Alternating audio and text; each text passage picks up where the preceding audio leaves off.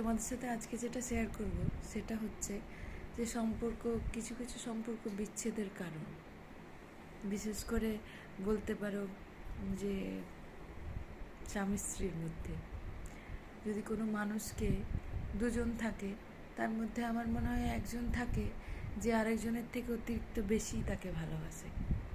তো যদি তুমি অতিরিক্ত বেশি কাউকে ভালোবাসো, তখন তোমার গুরুত্বটা অনেক সময় সে সেরকমভাবে দেয় না, তোমার মূল্য সে সেরকমভাবে বুঝে না।